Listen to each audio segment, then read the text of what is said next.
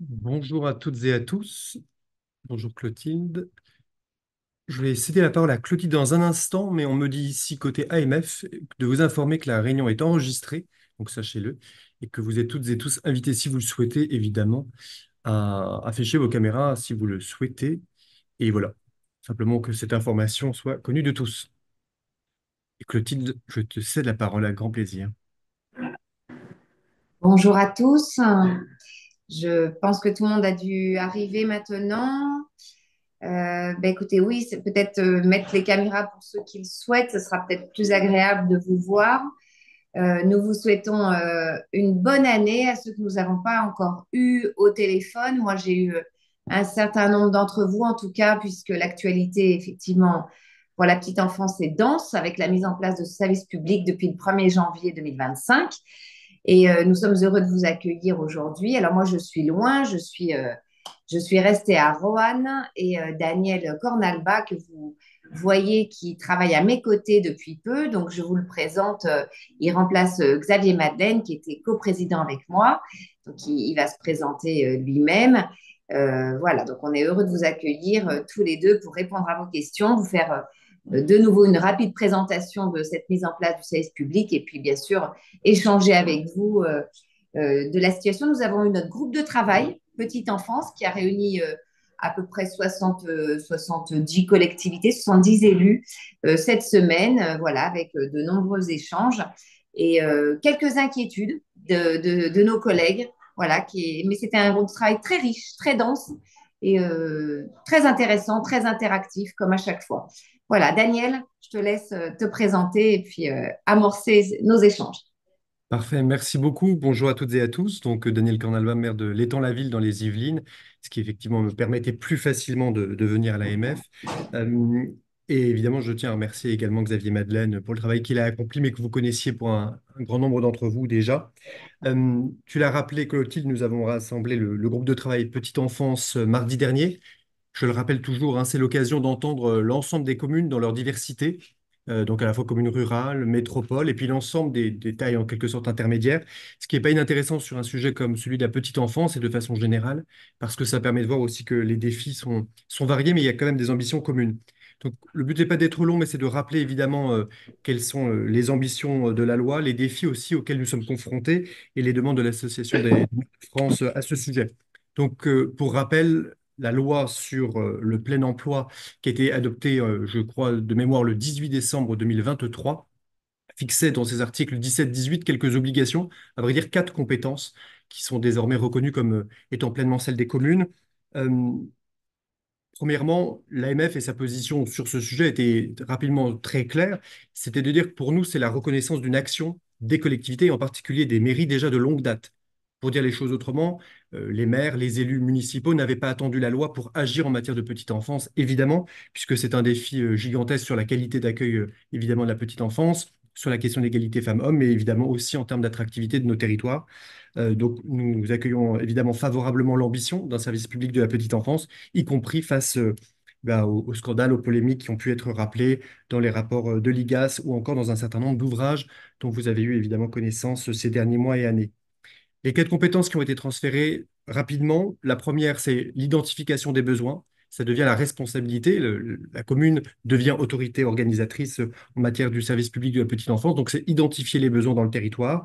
Deuxièmement, planifier les besoins futurs avec des exigences renforcées pour les communes de plus de 10 000 habitants, avec notamment ce qu'on appelle le schéma pluriannuel de développement de ce service public de la petite enfance. Troisièmement, c'est évidemment l'information des parents et l'information sur la parentalité de façon plus générale, donc non seulement des parents qui sont dans les crèches municipales, mais de l'ensemble des parents d'un territoire. Et enfin, la dernière qui est sans doute celle qui fait le plus de débats, ou en tout cas d'échanges, c'est la garantie de cette qualité du service public de la petite enfance dans toutes les structures, qu'elle soit publique, qu'elle soit privée, ce qui est là sans doute le point le plus novateur en la matière, donc qui est évidemment aussi un défi important, avec pour les communes de plus de 10 000 habitants, là encore quelques exigences supplémentaires, notamment en termes de relais de petite enfance. Euh, Peut-être pour en arriver au défi que nous identifions du côté de l'AMF, c'est évidemment que pour atteindre ces ambitions-là, il faut des moyens. Et ce que nous rappelons toujours, c'est que quand on transfère des compétences aux communes, il faut aussi prévoir les moyens qui vont avec. C'est parfois là où le bas blesse. Cette réforme est connue depuis maintenant un an, je vous le disais, décembre 2023. Actuellement, dans le PLF qui est en discussion, toujours, là encore, je n'ai pas besoin de vous le rappeler, vous avez l'actualité en tête, la somme qui est prévue dans les annexes de ce PLF, c'est 86 millions d'euros. En d'autres termes, et c'est d'ailleurs le gouvernement lui-même qui le reconnaît comme tel, cela ne couvrirait que 50 à 80% de la réalité du coût pour les communes. Et quand on dit 80%, sans doute, cela est un calcul très généreux. Donc, de notre côté, nous tablons davantage sur réellement 50% seulement de couverture de la réalité du surcoût pour nous.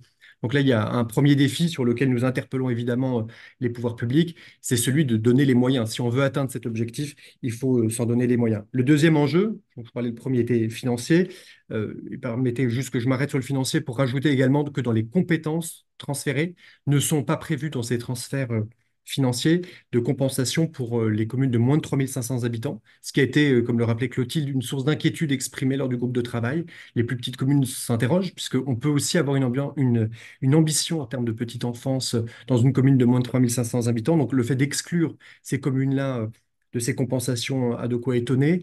Et deuxièmement, c'est a priori, tel que nous comprenons en tout cas les textes actuels, c'est l'exclusion également des intercommunalités, donc les EPCI, qui pourtant, dans un certain nombre de territoires, notamment ruraux, mais pas seulement, ont parfois pris cette compétence au titre des communes. Donc, pourquoi ne pas compenser dans ces cas-là l'interco qui porte cette responsabilité en lieu et place des communes? Donc ça, ce sont évidemment deux sujets de grande vigilance pour nous, où nous pensons qu'il y a matière à améliorer les textes actuellement en préparation.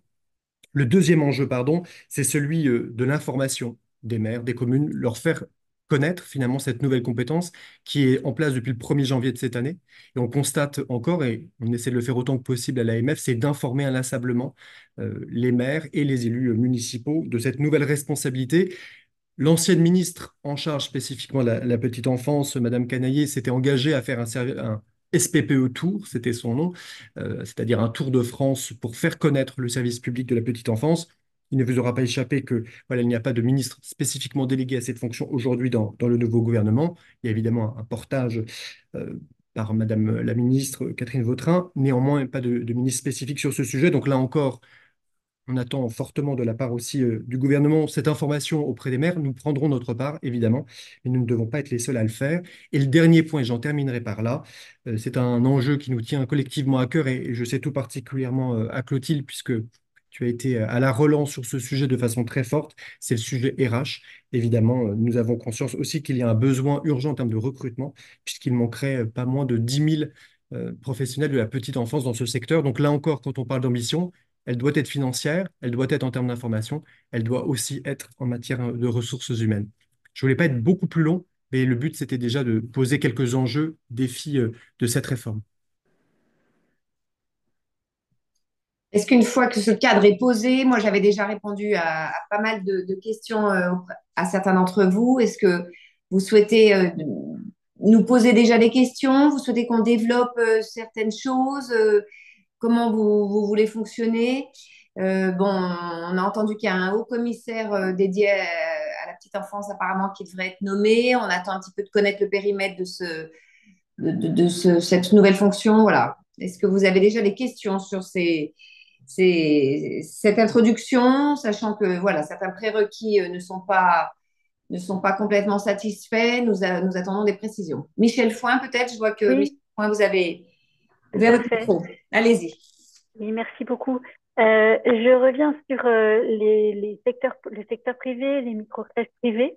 Le syndicat national de la petite enfance a alerté dans un communiqué que le secteur privé semblait faire pression sur les maires en les alertant du risque d'un décret qui donc alignerait la législation des crèches publiques sur les microcrèches privées, surtout que les microcrèches, enfin, qui alignerait la réglementation des crèches, et qu'elle soit sur les microcrèches privées.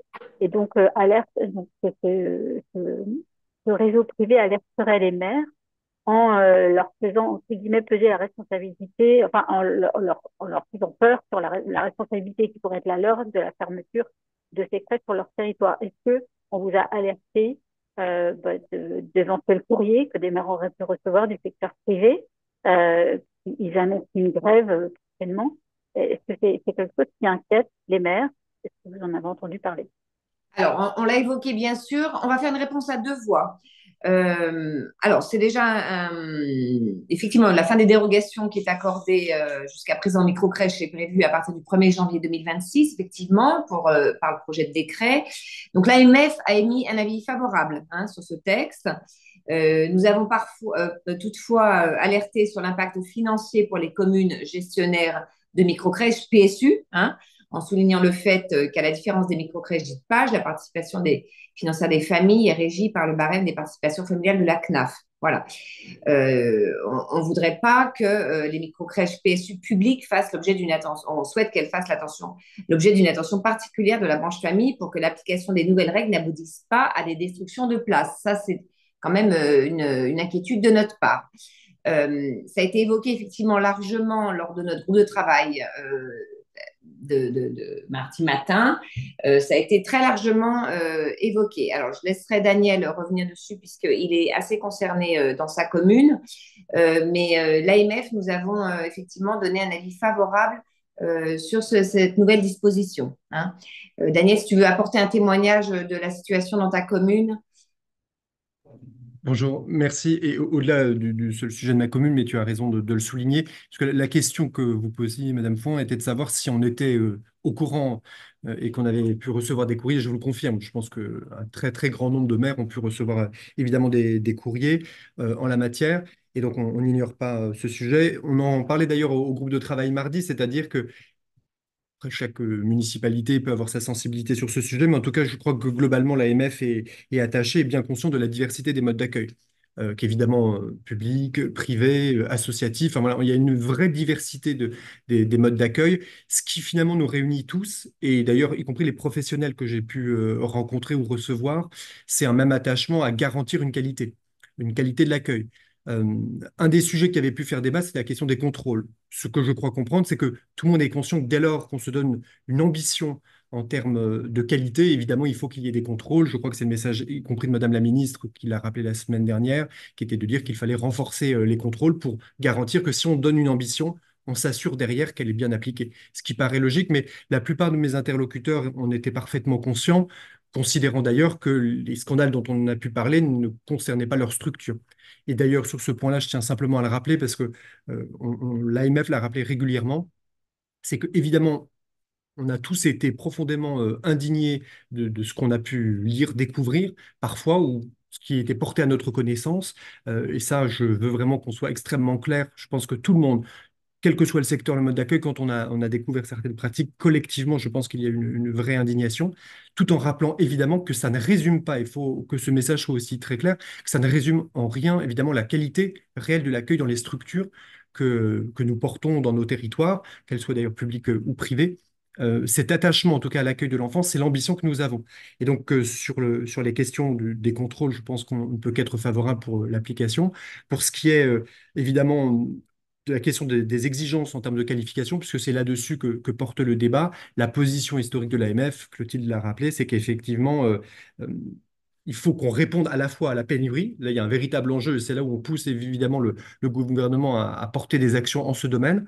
Je rappelais les 10 000 postes qui seraient manquants pour pouvoir garantir que les places actuelles restent ouvertes. Je ne parle même pas de création de nouvelles, c'est déjà même pour maintenir l'existence qui doit quand même nous interpeller. Donc, il y a cet enjeu-là, mais pour nous, il est clair que nous ne voulons pas rogner sur la qualité de l'accueil.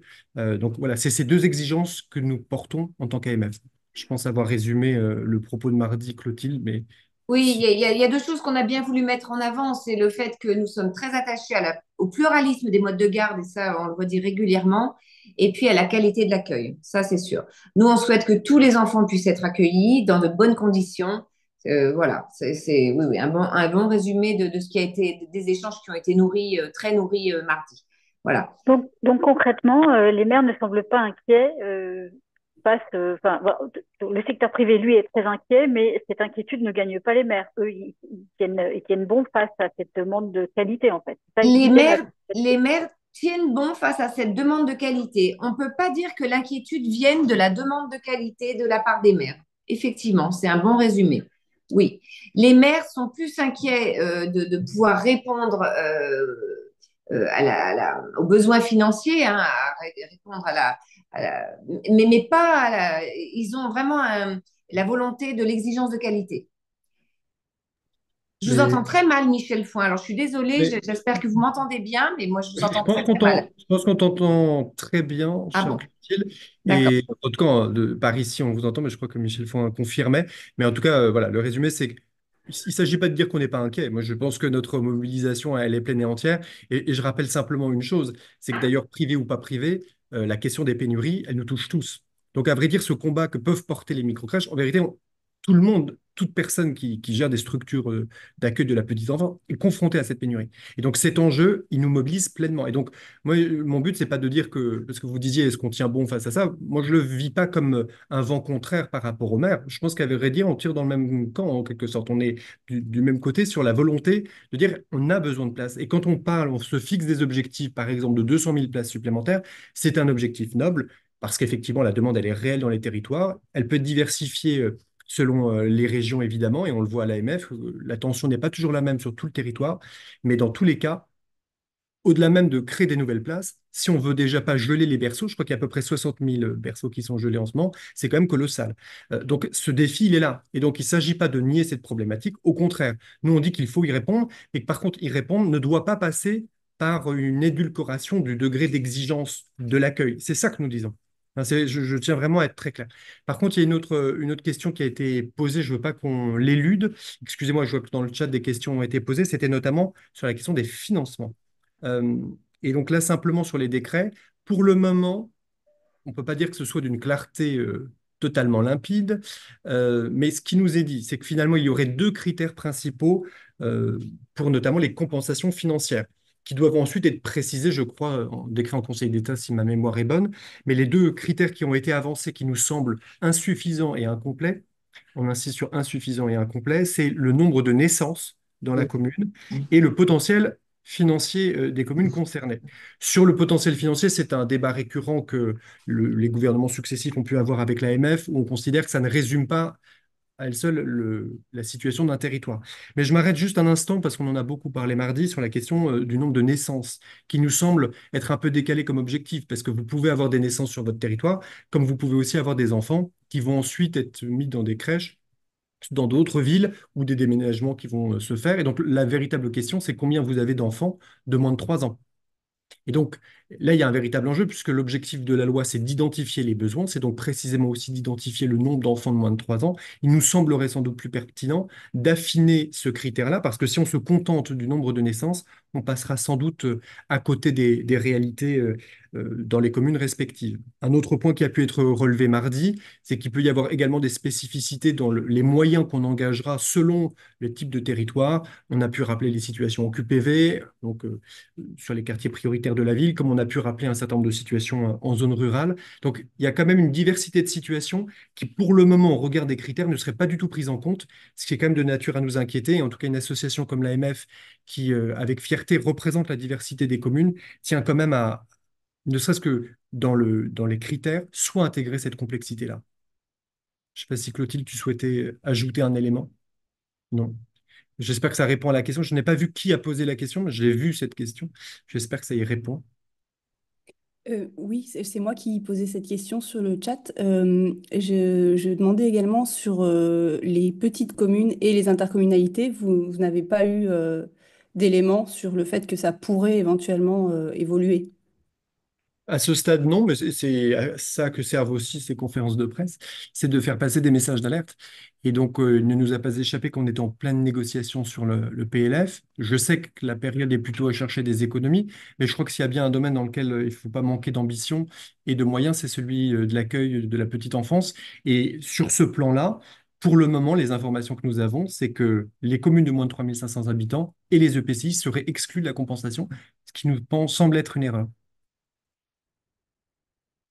Je n'ai pas eu d'informations nouvelles, mais on serait ravi d'être démenti sur ce point-là. Est-ce qu'il y a d'autres questions sur d'autres pans Oui, je vois Laurence des pros de la petite enfance, qui je crois était là au congrès. Votre micro est coupé, me semble-t-il. Excusez-moi.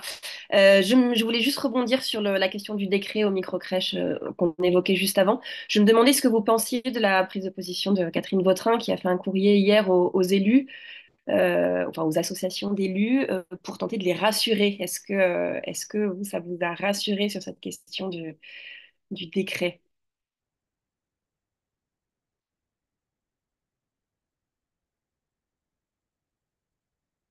Vous voyez, il y a eu un petit temps de silence. Euh, oui, il y a un petit temps de silence, oui. Il y a un petit temps de silence parce qu'il faudrait qu'on ait il faudrait qu'on ait un échange avec le bureau de l'AMF pour savoir si vraiment on prend une position ferme pour vous répondre. Voilà. Il Ouais. faudrait qu'on ait un échange avec le bureau de l'AMF pour pouvoir vraiment clairement vous répondre. En tout cas, ce que je dirais, c'est qu'effectivement, en complément de ce que vient de dire Clotilde, c'est effectivement, vous n'allez pas croire que c'est la citation d'Hamlet, le reste n'est que silence. Il y aurait beaucoup, beaucoup de choses à dire sur ce sujet-là. Simplement, pourquoi, en tout cas, de mon côté, je me suis tue, c'est que je trouve qu'il y a déjà une démarche d'un courrier, au moins s'en féliciter, parce que c'est un pont pour un dialogue. Et depuis longtemps, nous demandons à ce que les maires, les communes puissent être à la table aussi des discussions. Donc, ce qui va dans ce sens-là est déjà bon à prendre.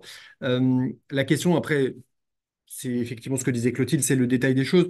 Moi, je me permets quand même de passer un message, parce qu'il était extrêmement clair mardi du côté des communes, et puis du côté même des services de l'AMF que je veux saluer pour tout leur travail.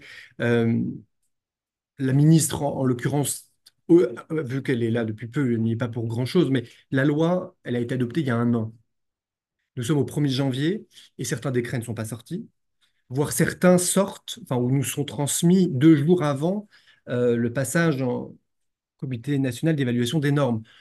Voilà, je me permets de passer juste ce message-là que quand on veut bien faire les choses collectivement en intégrant les maires, nous les envoyer 48 heures à l'avance, je trouve ça quand même assez baroque.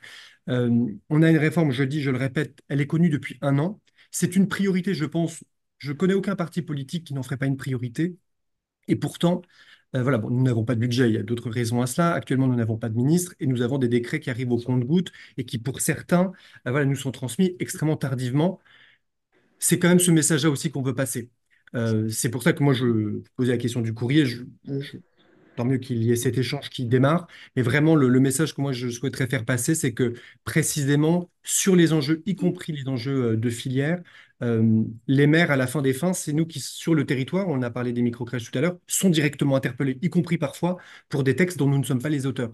Donc, il faut que vraiment on travaille collectivement et je pense que l'AMF a cette puissance-là, c'est qu'elle représente la diversité des collectivités territoriales. Et ça évite d'avoir un prisme qui soit trop métropolitain, soit trop rural ou de je ne sais où. Et en tout cas, d'avoir peut-être la complexité de la situation de nos communes.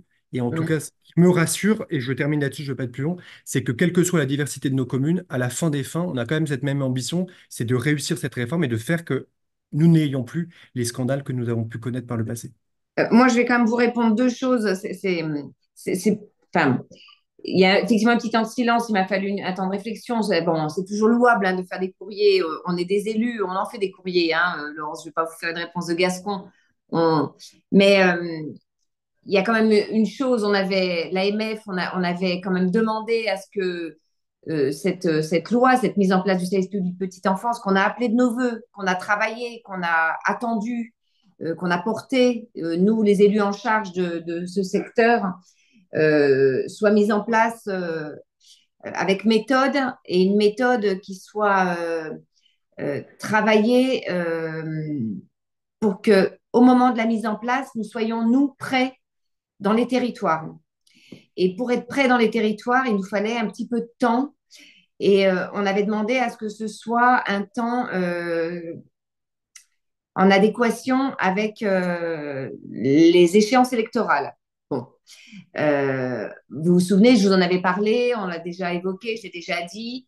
Bon, le fait est on a obtenu que la mise en place des relais petite enfance soit décalée à 1er janvier 2026. Bon, on a obtenu cela. Le fait est que maintenant, la loi est applicable au 1er janvier 2025. On acte les choses, pas de problème. Mais le fait est que les décrets sont toujours pas sortis. On a ce courrier qui est là pour effectivement tenter de rassurer. Bon, voilà, très bien. Mais ce qu'on attend, nous, c'est pas des courriers, c'est des décrets. Et les décrets, on les appelle, hein, on les attend. Depuis l'été dernier, on nous dit ils vont sortir en juillet, ils vont sortir en septembre, ils vont sortir en octobre. Voilà, donc on a un courrier, c'est bien. mais on attend des décrets. Voilà. Et on attend des décrets et on ne pourra pas faire des groupes de travail comme on a fait mardi. Je vous dis, on a des élus qui attendent en nous, localement, enfin, on travaille beaucoup, vous savez, on est là aussi pour rassurer les agents, pour accompagner nos équipes, pour accompagner les familles, pour accompagner non seulement les administrés, des futurs parents, des gens qui viennent taper à nos portes, parce qu'on dit souvent que la première porte qu'on pousse, c'est celle de la mairie, donc c'est nous. On nous trouve facilement avec les réseaux sociaux, je le dis souvent maintenant, on est à l'ère où tout va vite, tout va très vite, et on vient nous trouver très très vite, très facilement, et on attend des réponses de notre part les élus, et on ne cherche pas à comprendre, de savoir, mais les décrets, qu'est-ce que c'est ces décrets, qu'est-ce que vous me racontez? Et les gens, ils attendent des réponses de notre part. Et quand on ne peut pas la leur donner, c'est compliqué. Voilà. Donc, nous aussi, on attend des réponses. Voilà. Donc, on espère beaucoup, on est plein d'espérance. Il va arriver les décrets. C'est une belle, c'est une Voilà. belle formule. Nous vivons dans l'espérance. J'en profitais pendant que Clotilde répondait effectivement sur ces éléments. J'ai vu d'autres questions apparaître. J'essaie de ne pas en rater. Sur la question du référentiel IGAS, il y a une question assez précise sur ce sujet. Je vais vous faire la même réponse que ce que j'ai fait juste avant, c'est que qu'il y ait des référentiels, c'est une chose. Qu'on puisse y être associé, c'était encore mieux selon nous. Donc ça n'a pas été le cas. Voilà, moi sur ce point-là, je me contenterai de cette réponse, mais de dire que lorsqu'on fait des référentiels qui ont un impact sur la gestion concrète de structures dont nous sommes responsables, d'autant plus que désormais nous sommes autorités organisatrices, je pense qu'il serait bon, évidemment, d'intégrer les maires et notamment les associations d'élus dans ces réflexions, au premier rang desquelles, évidemment, l'AMF.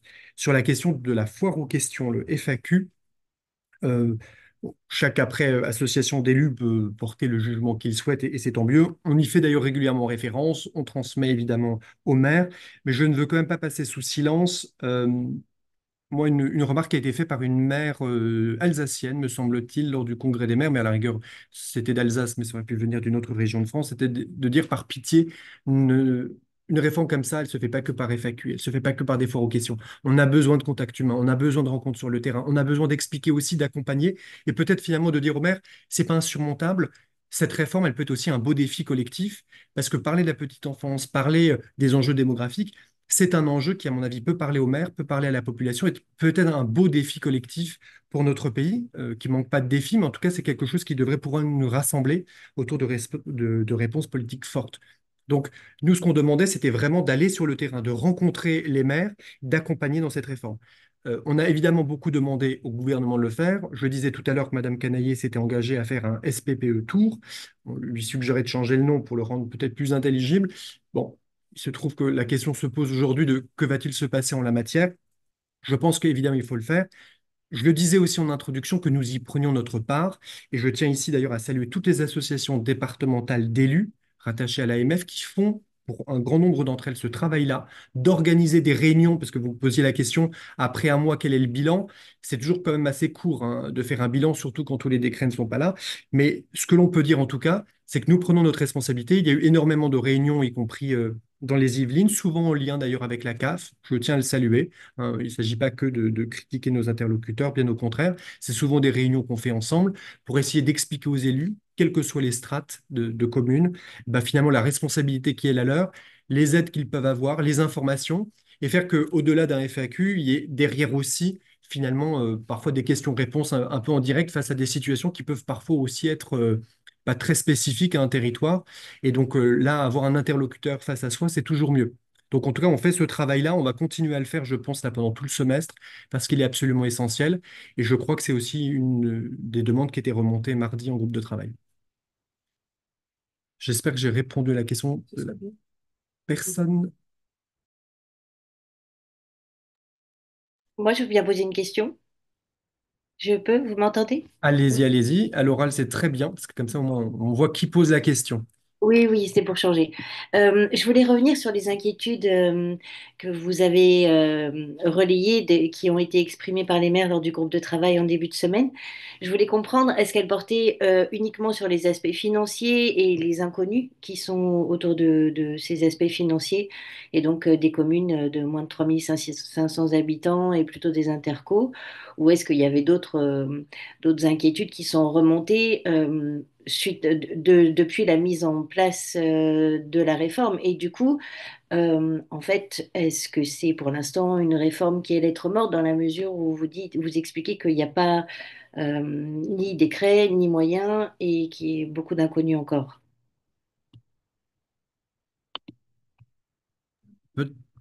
On répond à deux voix comme d'habitude. Oui, les inquiétudes sont de tout ordre. Non, c'est aussi sur le recensement des besoins. Ils ont des interrogations. Ça dépend beaucoup des territoires, en fait. Il y a des territoires dans lesquels c'est déjà assez bien organisé.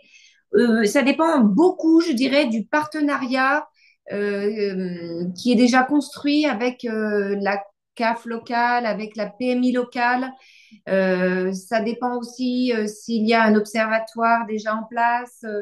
Ça dépend aussi de la bonne entente avec la communauté de communes voisines, avec les communes voisines. Ça dépend de plein de choses.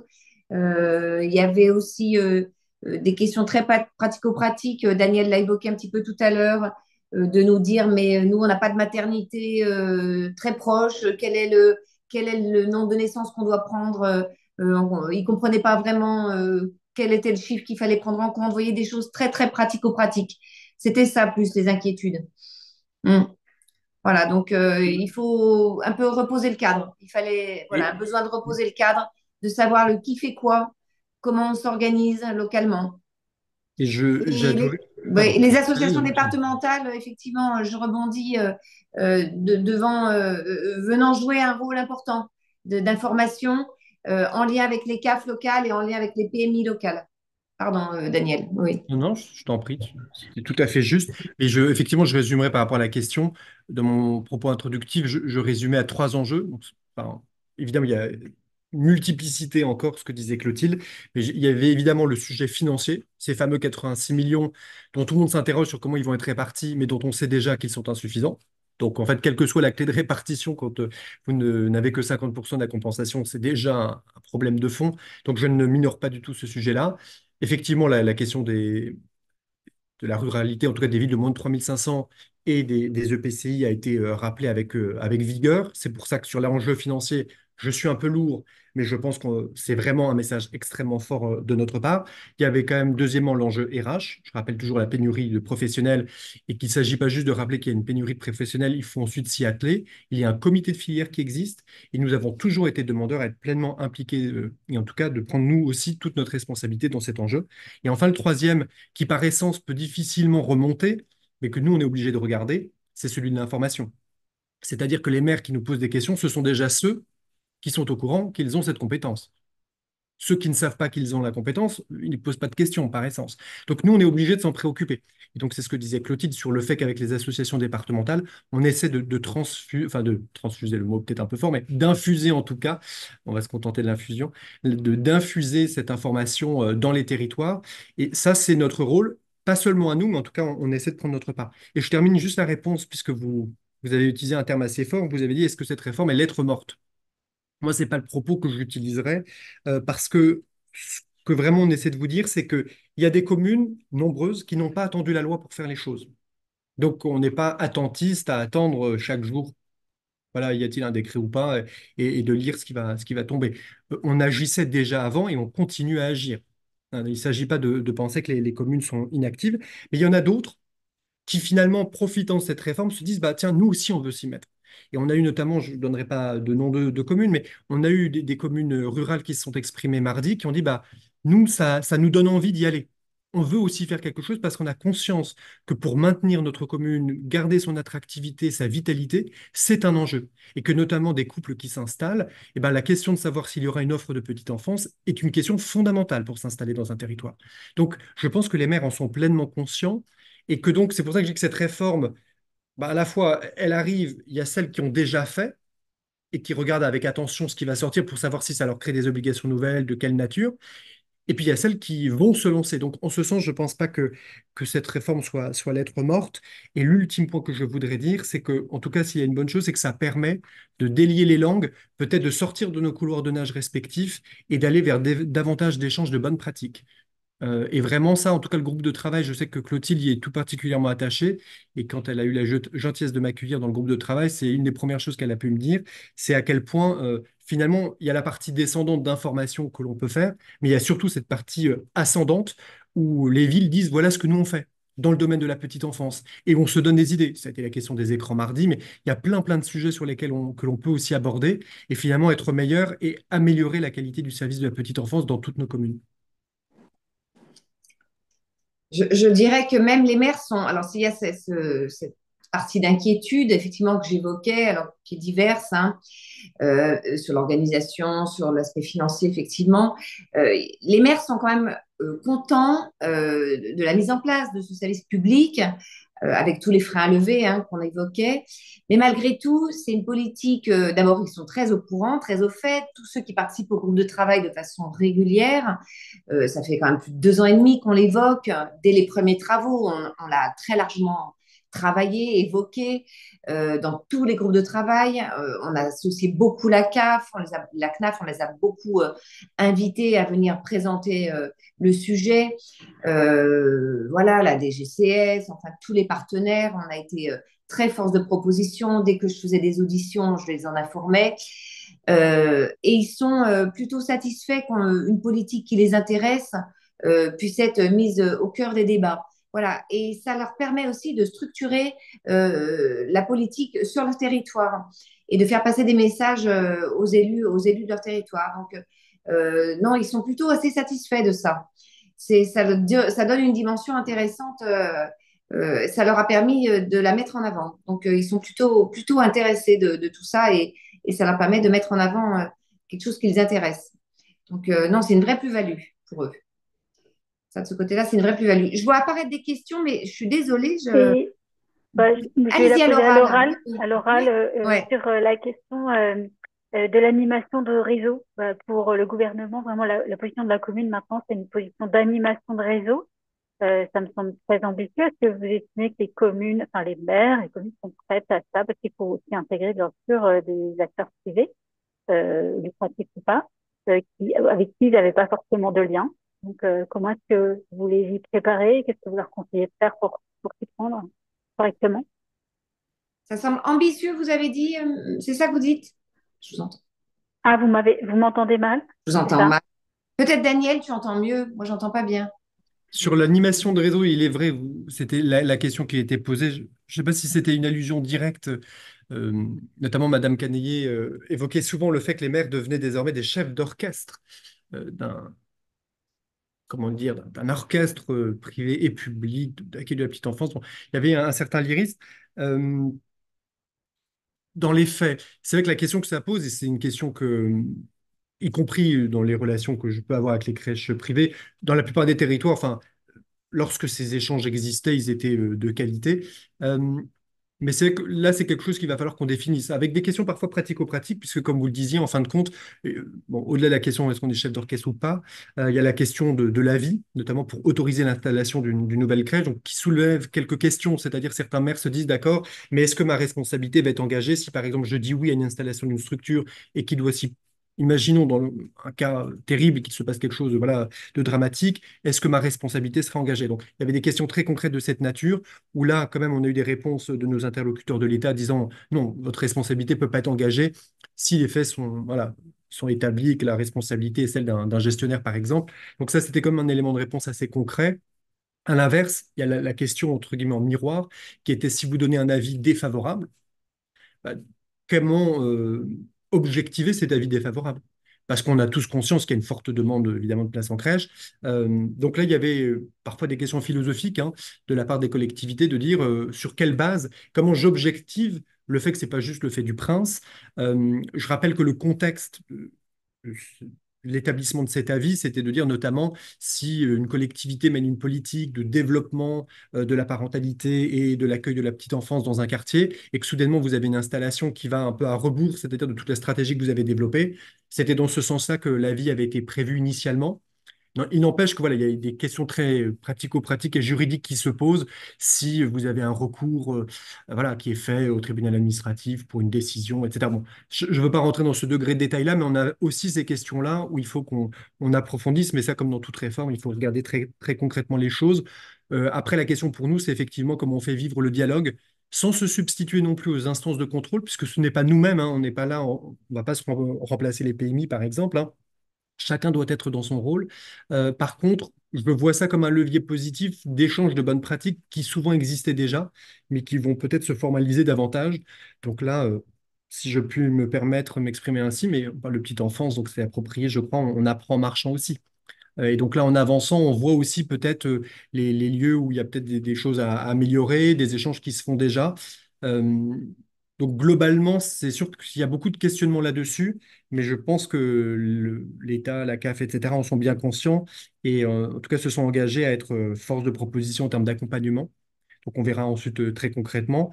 Je ne veux pas éluder des questions qui ont été posées, notamment une, on s'attendait évidemment à la voir, sur la PPL Petite Enfance.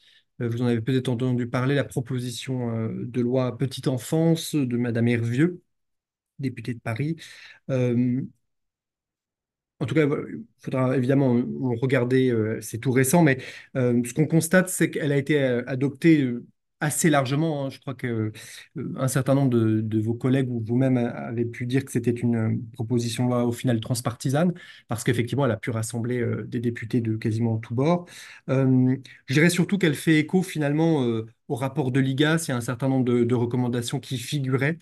Et notamment un point sur lequel l'AMF a pu régulièrement être en demande, c'est la question de la refonte pour ce qui concerne la PSU. C'est une demande historique de l'AMF avec la question notamment de enfin, la question entre est-ce qu'on fait du forfaitaire, est-ce que c'est de l'horaire, je laisserai éventuellement Clotilde, puisque tu as porté ce combat de longue date. Donc je sais que la PPL intègre ces éléments. En tout cas, je crois une des dernières phrases porte là-dessus, et notamment invite à une refonte sur ce calcul-là. Donc ça, on l'appelait de nos voeux, donc on ne peut évidemment que s'en féliciter. Je pense qu'elle a évidemment évolué dans le débat parlementaire, mais je voulais quand même souligner cet aspect-là, parce que celui-ci, on le demandait de longue date. Et donc, a priori, là, c'est le début de la PPL, hein. Il faut ensuite qu'elle passe au Sénat, qu'elle revienne à l'Assemblée. Mais à ce stade, il semblerait que ce point-là, qui est une de nos demandes, y figure bien. Oui, oui, tout à fait. Alors, moi, j'ajouterais juste, effectivement, pour le, le- la part forfaitaire, on en avait échangé avec le président de l'AMF et Madame Canaillé quand elle nous avait reçus.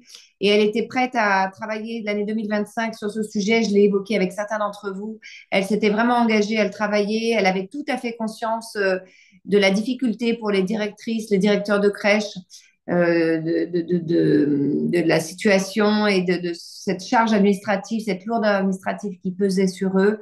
Voilà, donc il y avait vraiment une volonté de sa part d'avancer sur ce sujet. Donc voilà, effectivement, cette PPL est très intéressante a priori et on appelait de nos voeux ce sujet-là. Voilà. Est-ce qu'il y a d'autres questions? On vous enverra un communiqué de presse qui reprend les thèmes qu'on a pu aborder. Et puis, de toute façon, on sera prêt aussi à approfondir s'il faut. Si vous repensez à des choses à approfondir, vous nous contactez, bien évidemment, l'un ou l'autre. Peut-être j'ajoute une question sur les difficultés de recrutement ou d'attractivité, justement.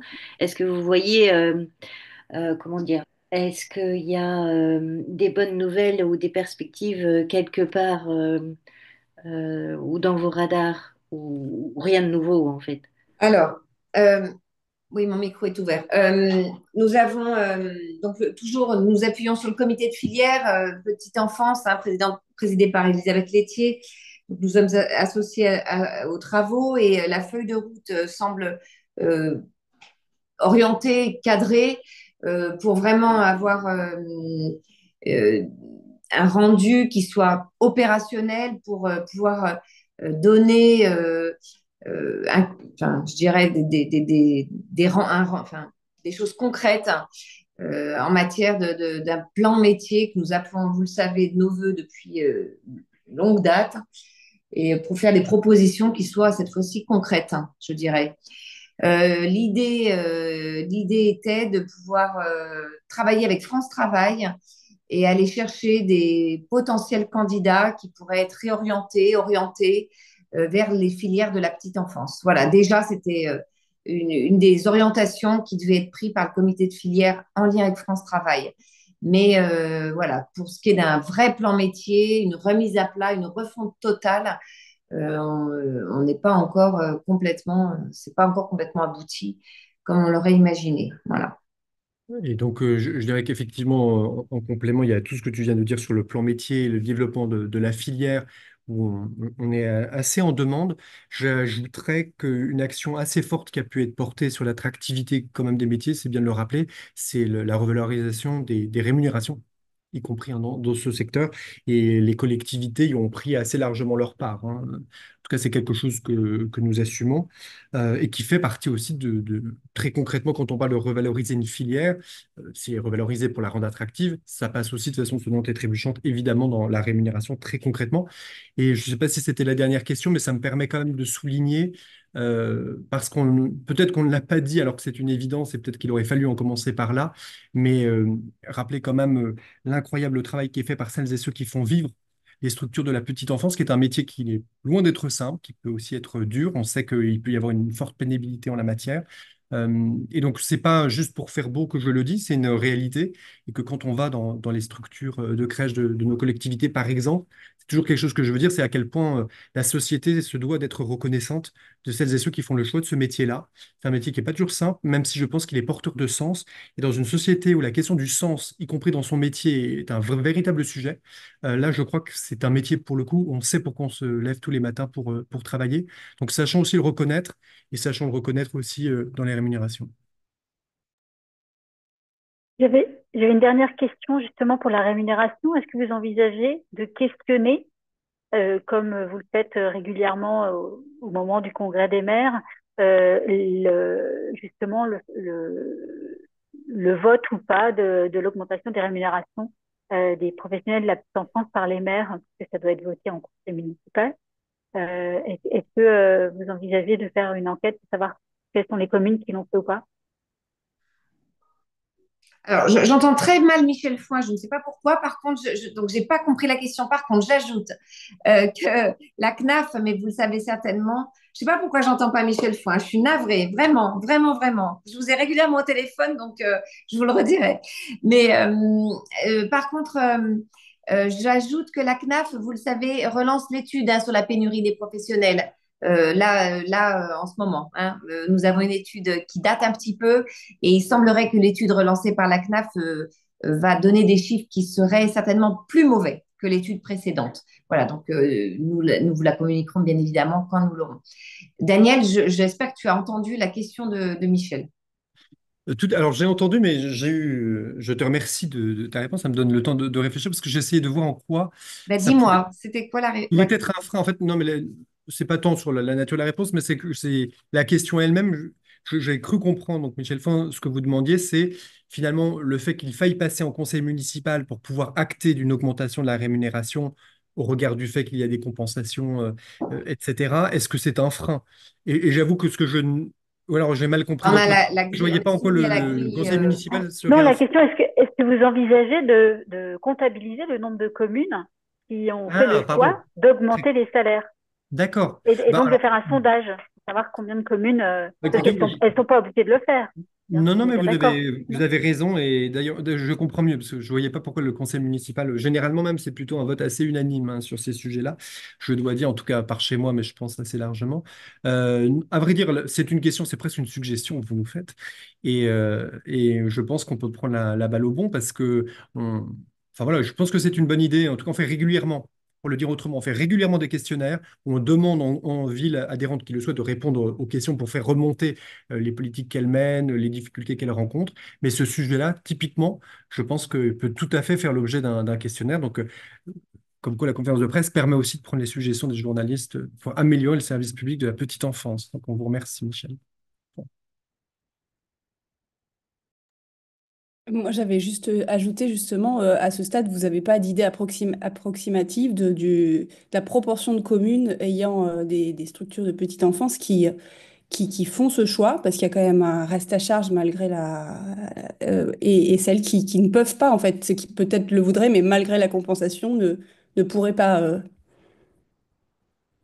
Alors, à proprement parler, nous ne sommes pas, enfin, l'AMF n'est pas un observatoire de la petite enfance, donc on n'a pas, je ne vais pas vous mentir, on n'a pas le chiffre exact et je ne voudrais pas vous dire d'erreur.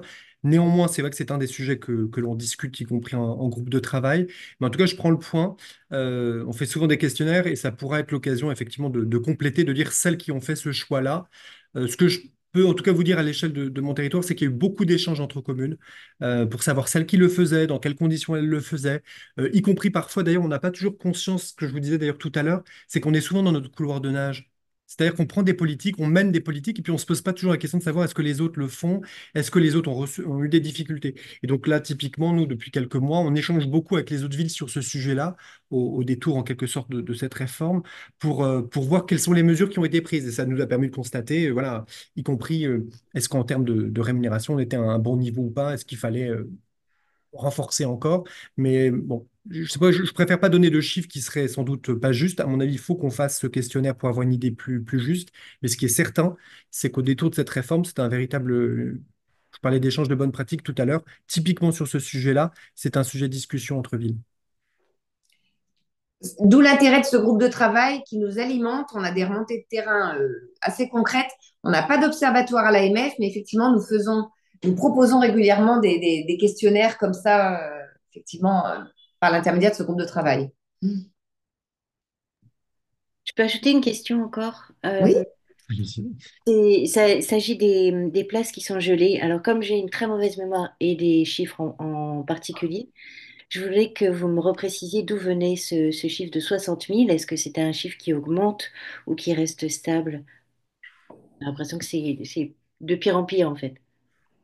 non, c'est pas de pire en pire. C'est un chiffre qui est relativement stable. Les chiffres en fait que nous avons sont les chiffres de la CNAF. Pardon, Oui, là, je, oui, c'est ça. je demande Joker, c'est les services de l'AMF juste à côté qui me disent, et ils ont bien raison, que ce sont les chiffres qui nous sont communiqués par la CNAF et qui doivent normalement être très prochainement actualisés. C'est Donc on ça. pourra à ce moment-là vous redonner le chiffre exact. Mais effectivement, un des points d'alerte qu'on a pu avoir au moment du congrès des maires pour celles et ceux qui étaient là cet automne, c'était notamment que il est beaucoup question des nouvelles places à créer. Et simplement, ce que nous rappelons, c'est qu'évidemment, on n'est pas défavorable à des créations de places, mais on s'inquiète toujours de celles qui sont gelées. Parce que si on annonce 200 000, 300 000, mais qu'en parallèle, on en a 60 000 ou plus qui sont gelées, je trouve que le message est un petit peu brouillé. D'autant qu'en plus, ce n'est pas toujours dans les mêmes territoires. Donc, quand vous avez un territoire où les places gelées ne cessent d'augmenter, dans d'autres, au contraire, vous avez des dynamiques inverses. Nous, notre objectif, c'est que quand même, il puisse y avoir cette offre, voilà, avec un maillage territorial assez étoffé. Mais en tout cas, le chiffre actualisé, je pense qu'il devrait nous parvenir bientôt. Ce que je vous propose, c'est que quand on l'aura, on vous le communique, même si je pense que généralement, ils donnent une certaine publicité à leurs propres chiffres. Mais peut-être pour moi, en résumé, moi, je vous remercie beaucoup pour votre temps. Et effectivement, la question du questionnaire, là où ça faisait écho, c'est que de toute façon, ça recoupe la question que vous avez été plusieurs à poser en quelque sorte. Est-ce qu'on fait déjà un bilan? On vous l'a dit, un mois, c'est quand même assez tôt pour faire un bilan, surtout quand certains décrets ne sont pas sortis. Néanmoins, euh, là, on est en train de faire toutes les réunions avec un certain nombre d'associations départementales pour informer les maires. C'est aussi l'occasion d'un certain nombre de remontées. Et je pense que si Clotilde, tu en es d'accord, ça peut être une bonne idée de lancer effectivement ce questionnaire, mais qui soit non seulement sur la question des rémunérations, mais en vérité, c'est quelque chose que nous faisons régulièrement quand une réforme est mise en place, de dire en quelque sorte à nos adhérents, pour ceux qui souhaitent répondre, quelles sont les difficultés que vous rencontrez, peut-être les accélérations que ça vous a permis d'avoir, et ensuite d'autres questions plus spécifiques, notamment celle des rémunérations. Et ce que je vous propose, c'est que le cas échéant, sur la base des retours de ce questionnaire-là, on puisse évidemment revenir vers vous avec des informations complémentaires. La réforme là est en train de se mettre en place. De toute façon, il va falloir en faire le suivi dans le temps et en tout cas compter sur l'AMF pour être pleinement mobilisé pour réussir la réforme, mais aussi pour dire que si on se fixe des ambitions et elles sont légitimes, il faut aussi s'en donner les moyens financièrement, en termes de ressources humaines et en termes d'information. En tout cas, ça, c'est ma petite conclusion et vous allez recevoir un dossier de presse incessamment sous peu, je crois, aujourd'hui. Je ne sais pas si Clotilde, tu avais toi-même un petit mot de conclusion que tu souhaitais. Vous remercier pour votre disponibilité, vous dire que les associations départementales se mobilisent. Là, moi, j'organise avec la MF 42 une matinée d'information ou une après-midi d'information prochainement. Donc, vous voyez, on est en train de donner l'information. Il y a encore beaucoup de communes, à mon sens, qui vont découvrir. Donc, voilà, on va aller doucement. On va pas, je pense, demander tout de suite des remontées de terrain parce qu'on va encore créer de l'inquiétude, je pense. Voilà, donc on va aller tranquillement. On est, nous, très au fait, mais il y a encore beaucoup, beaucoup de communes qui ne le sont pas, à mon sens. Voilà, donc on va faire les choses en douceur. Voilà. Merci à vous toutes et tous. Merci. Merci Merci à beaucoup. vous. Merci à vous, au Bonne revoir. journée, bonne fin de Au revoir. journée. Merci, Au bonne revoir. journée. Au Au revoir. revoir.